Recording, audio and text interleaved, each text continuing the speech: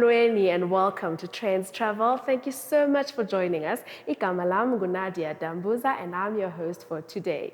It's the last weekend of Heritage Month and we bring you a colorful show celebrating South African heritage. In our first segment, we visit an old Victorian house in Johannesburg, which takes us back in time all the way to the 1900s. What is fashionable now is despised by the next generation, thought quaint by the following and revered by the one thereafter. A quote taken from Johannesburg Then and Now by Mark Latilla. This home is over 100 years old.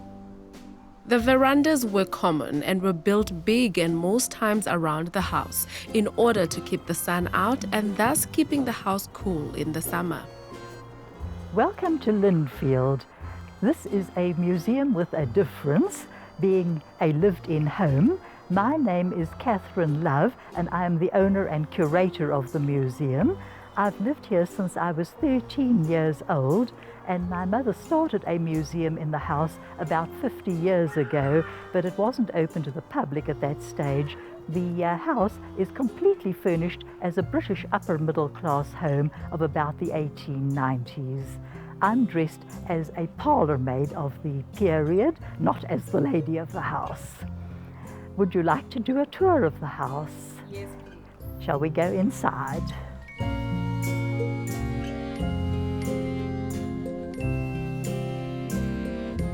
Although the home was built in 1910, the furniture inside is mostly from 1850 to 1910. This is the entrance hall.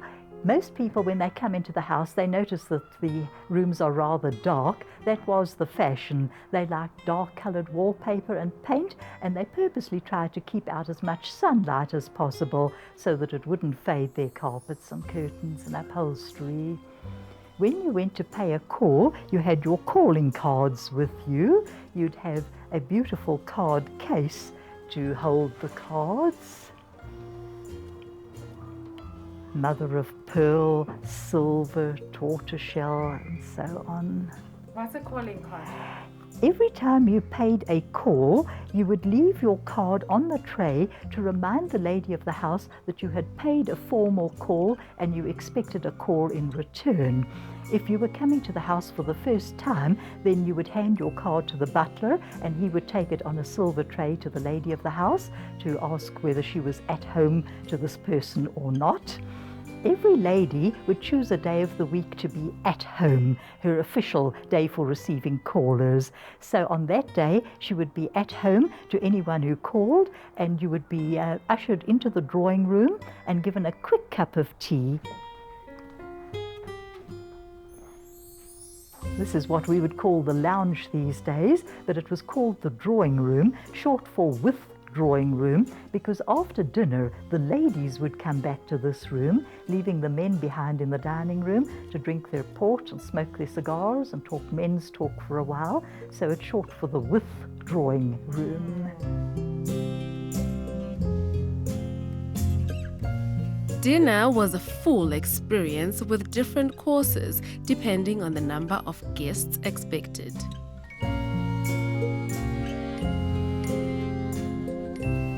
The table is all set for dinner with all the decoration on it. You can't even see the person on the other side, but you never spoke across the table. You only spoke to the people on each side of you. When the meal was over, the ladies would withdraw, go back to the drawing room. The gentlemen would stay behind to enjoy their port and cigars, and they could also then make use of what was kept in the sideboard cupboard.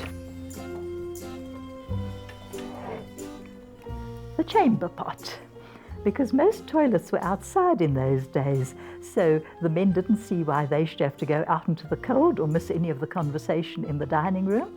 They thought nothing of using it right here. This is the main bedroom, and this is the bed that I sleep in. That's when I'm the lady of the house and not the maid. There's a hip bath, so a lady could have her bath in front of the fire. if there was only one bedroom for the husband and wife to share, they would have a separate dressing room. He would get dressed in the dressing room while his wife got dressed in the bedroom. So that is the dressing room through there. And the bed was, if they had a fight or if he snored or came home late, he could sleep in his dressing room. So how does one keep such a big house with so many ornaments and pieces of furniture intact and clean? Well, as a social duty in those days, the household was supposed to have at least 2 or more servants, which helped in creating employment. The children would have their own wing of the house where they would sleep, eat, play and do their schoolwork, only allowed to join their parents at the main table on special occasions such as Christmas and birthdays. These children are spoilt. They've got all their dolls out at the same time. Very often Nanny kept all the toys locked in a cupboard and the children were only allowed one toy at a time. When they got tired of it, it would be taken away and another one brought out so that they didn't get bored with their toys. Johannesburg is full of historical sites and hidden treasures like this one, so make sure to go out there and learn more about this bustling city. Durban seems to be on everyone's bucket list this season, probably because of the warm weather and the ocean. But the province is also known for its rich culture and heritage. So let's go to KwaZulu.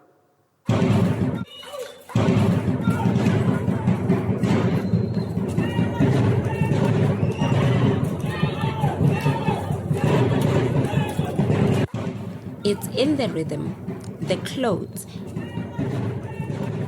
and the beautiful spaces that echoes the beauty and the diversity of the South African heritage. This year, the city of Durban celebrated Heritage Month by showing off their culture of the Zulu Kingdom through launching the Heritage Tour 2020. This particular leg of the tour had its sight set firmly on the outskirts of Durban, where the locals host tourists. So we are trying to promote as much social economic activities within local communities. So even though you are with a local community, but this is a developing community where you wouldn't find a lot of economical opportunities that would bring, especially to us as Black people within our environment in Durban as well. So it's a lot of exposure for them. It's a lot of opportunities, especially for the young that is growing within the community. So Green Corridor does a lot. I would call it that it's the beginning of a brighter future, a beginning of a lot of opportunities within the communities as well. It caters for all. More than 100 kilometers from the city, you are welcomed by the rolling hills of Inchanga village and its unique architectural structure.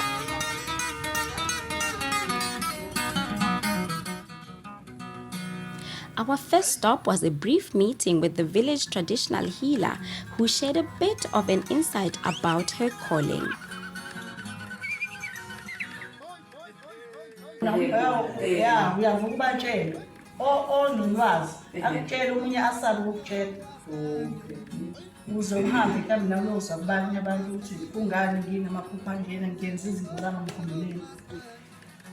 We then headed to Mqengu River to cool down from the scorching temperatures. It's going to be such a fun experience, so I'm really keen for this. And hashtag Heritage Tour 2020! Mqengu River also flows through this stream. The water here is much cooler and clearer, perfect for pictures and dipping your feet in while you catch up with friends. This area is called Gwamkizwana. It's under Chief Shangase, but luckily I'm also Shangase. So the site, I name it Mqengu Picnic Site. Mqengu Picnic Site comes from the river. The river itself is called Mqengu River. Touring the outskirts of Durban will leave you bragging to your friends about places they have never heard of before. So go on and earn those bragging rights. Touring rural KwaZulu-Natal,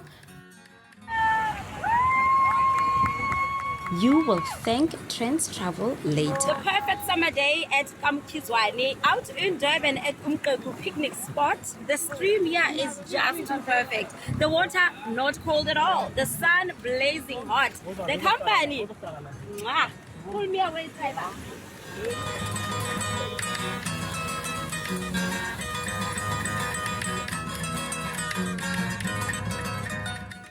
Thinking of taking a road trip to Durban? Well, stay tuned because after the break, we'll show you some interesting pit stops that you can make along the way.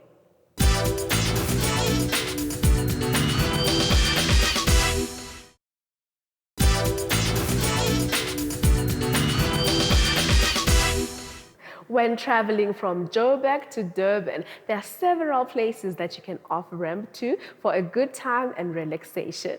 Now, these rural places have loads to offer. Let's see.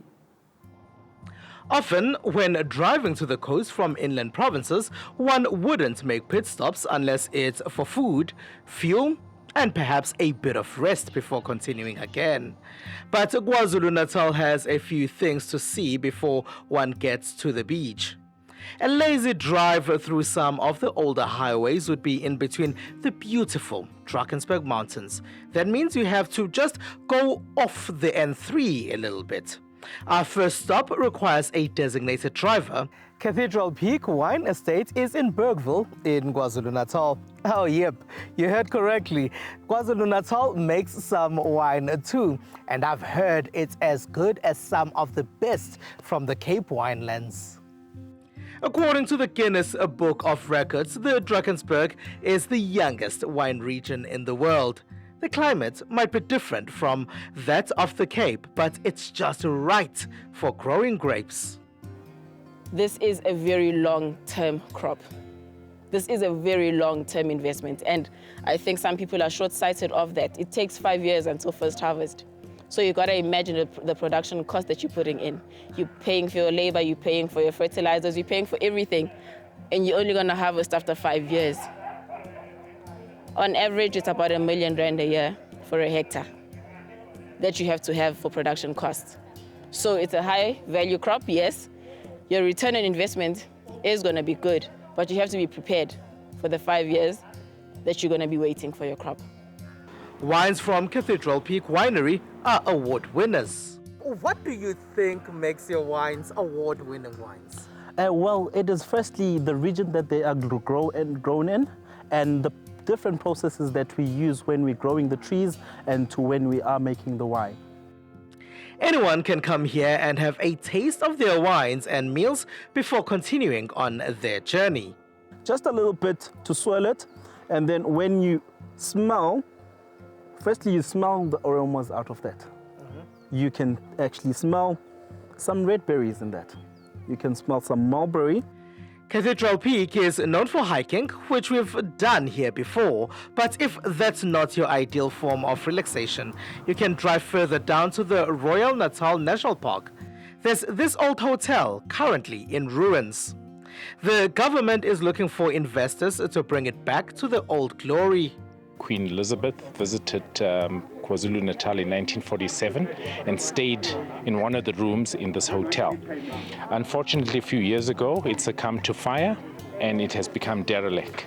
So we are now wanting to repackage it for potential investments to come in, potential investors to come in and invest in this project. We are told the British royals even met with local chiefs to discuss local men who would fight in the World War. The then, United Kingdom family came here with Amakosi of this area, and they were welcome in this particular area. Inkosi uNgwadi wayehleli nenkosazana yamangisi kulona leli hotela. Kuhlelwa indaba yempi yesibili yomhlaba. La mangwane aze alimalela khona kwimendi umkhumbi. Amanye kodwa akwazi ukufika phesheya ayolo. Leli hotela nje linomlando omkhulu kakhulu. If you go back to the highway, you'll end up in the historic Howick with its majestic Howick Falls and the Mandela capture site. just down the road from here in the Midlands Howick area, where our very first democratic president, President Nelson Mandela, was actually arrested. A lot of our history as South Africa is actually quite rich history, and something that we should be proud of, and something that we should be going around exploring and finding a little bit more about, because it helps in terms of defining who we are and also our roots as South Africans. The Drakensberg is famous all over the world because of its history. People come here from far and wide to explore its hiking trails. It's often international tourists that make it here. But maybe it's time that a lot more South Africans came to the Drakensberg in KwaZulu-Natal to figure out what it has to offer. So when driving on the N3 to the coast from one of the inland provinces like Mpumalanga, Gauteng and the Free State, make sure to make a few stops on the way and enjoy a fuller South African tourism experience.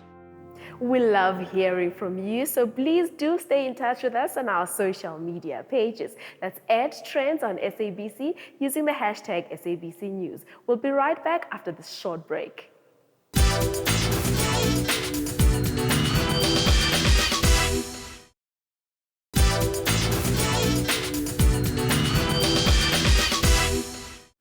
There is no celebration without food. Up next, we chat to a young, upcoming Afropop singer, Frantz CEO, about his aspirations, of course, over a South African warm, hearty meal. Every group of people in this rainbow nation of ours has a traditional dish that is unique to them, that celebrates their exceptional heritage. So this time we took our cameras to Tsar restaurant north of Johannesburg to enjoy some good South African food and also sit down with Afropop singer Frantz CEO.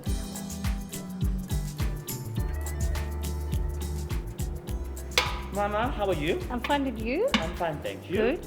So Mama, what are you preparing us for this heritage? With this heritage day, I've got South African food that we cook from Tsar. This is the morogo. We've got this morogo is from Zimbabwe.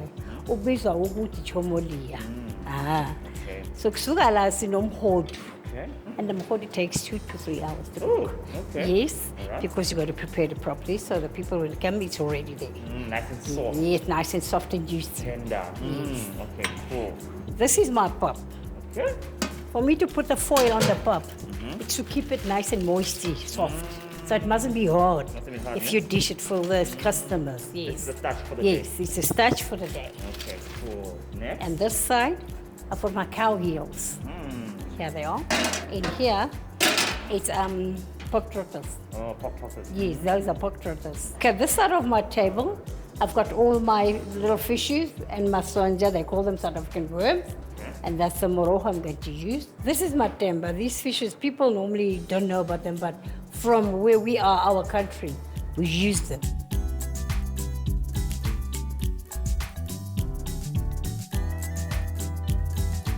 So while Mama is still busy preparing the food, I'm gonna go sit down with a new up-and-coming Afropop artist. His name is Francois. He's gonna tell me more about his sound and his music and what he has to offer for us this coming festive. Sekuphela maviki wedali wena usangivakasheli nje. Wow. That is so beautiful. Ngiyabonga kakhulu, but thank you so much. Francois, tell us or tell me more about your sound. What type of sound are you introducing to the industry? This sound is new. It's more like Afropop, but it's not Afropop. Nah, make say like a sound man, you understand that. Maskani with piano. Do you know people love piano nowadays? I know you're still new in the industry, but I'm sure you have some names that you could like to drop for us and tell us who are some of those guys that you work with in the industry. No, I work with a lot of artists, big artists like Shinam Tekala, Big Zulu, Bafana Bagamtomeni, the Jazz, they call him Jazz, but like Abantu Bamas, like Bafana Bagamtomeni, I work with dopes. I've got a surprise for you. I hope you love traditional food like myself. So I'm going to treat you to a meal of some exciting traditional food that they've prepared in the kitchen. So let me just get that for you. Food, yay. Okay. Yummy. All right. This is pork trotters. and then Morocco, and dumpling. Okay.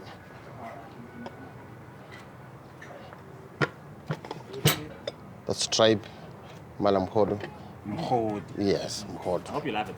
Yeah, Mkhod. Because we all grew up with And then these are the small fish. Yeah? It's very nice. Eh? Try it, gonna tell me. Then masonja also. The dry one, that's something. Masonja. Yeah. It's nice when you snake, it's very nice. Yeah. These are cow use. Yeah. So cow use and pepper and spinach. Yes. Right. So you can enjoy the food. Who is one person that you would like to work with? Actually, Banning. Name one or two. I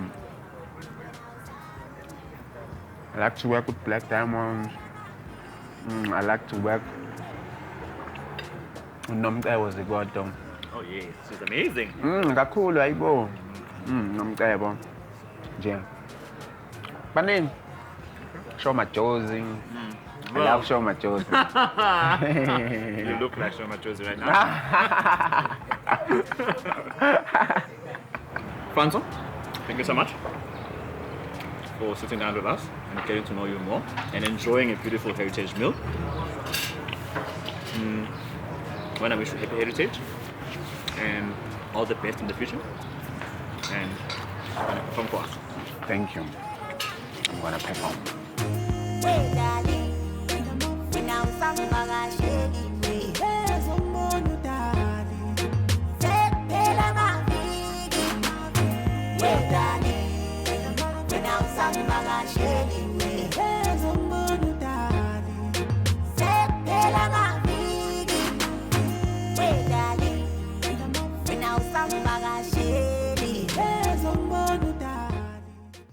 We hope you are enjoying all your travels under lockdown level 1. Do send us your tweets, share your pictures with us at Trendz on SABC using the hashtag SABC News. Sadly, that's where we end things for today. Do join us again next week, same time, same place. From me, bye-bye.